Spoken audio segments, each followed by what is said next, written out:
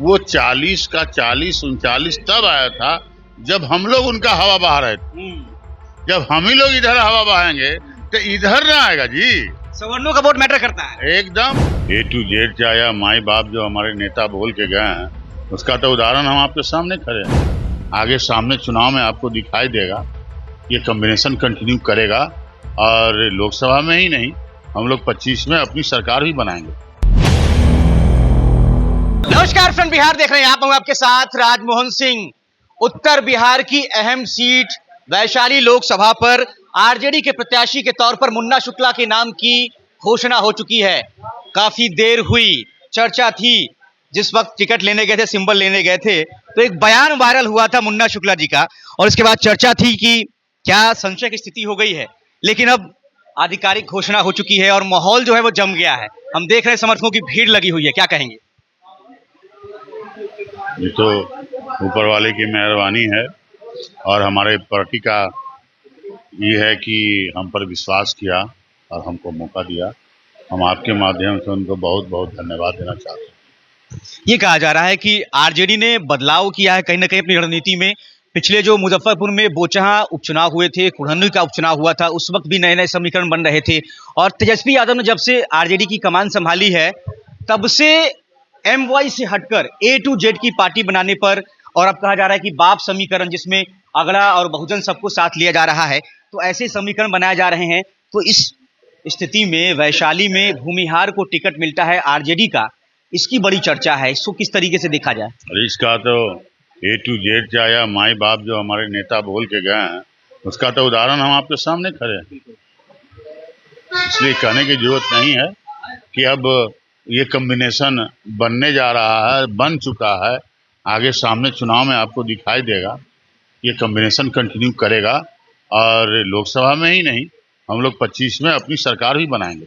मतलब जो कहा जा रहा है कि 2024 के लोकसभा चुनाव में एनडीए की तरफ से, मोदी जी की तरफ से 400 पार का लक्ष्य रखा गया है। बिहार में 40 की 40 सीटें जीतने का दावा हो रहा है। तो तेजस्वी यादव कह रहे हैं कि चौंकाने वाला रिजल्ट आए। देखिए, हम तो फिर से कह रहे हैं, वो 40 का 40 39 तब आया था जब हम लोग उनका हवा बहा रहे थे। जब हम ही लोग इधर हवा बहाएंगे तो इधर ना आएगा जी।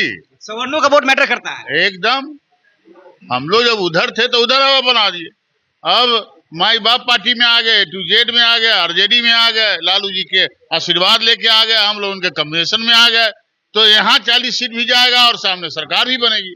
हमें सरकार भी बन जाएगी। यस यस, मतलब तैयारी 2025 की भी है। एकदम। जनता मालिक है, जनता जनार्दन है, वो तय कर चुकी है क्या करना है। आप 4 तारीख का रिजल्ट देख लीजिएगा, अनइमेजिंग रिजल्ट आपको आएगा। मतलब जो सोचा नहीं वो आएगा। हम तो बोले ना कि अनइमेजिंग आएगा। तो मुन्ना शुक्ला तैयार है वैशाली के रण में। वीणा देवी लोजपा रामविलास से एक बार फिर से टिकट पाई हैं। चिराग पासवान ने एक बार फिर से उन पर भरोसा जताया है और चर्चा उसको लेकर काफी हुई है। विरोध भी झेलना पड़ा है पार्टी में। देखा गया कि इस्तीफों की बाढ़ आ गई। ये कहा जा रहा है कि चिराग पासवान ने ये कहा कि हमने उनकी आंखों में पछतावा देखा और इसलिए हमने उनको वापस से जो है भरोसा जताया। रिजल्ट के दिन भी उनका बयान लीजिएगा तो उस दिन ही पछताते ही नजर आएंगे आपको। उस दिन ही पछताते नजर आएंगे।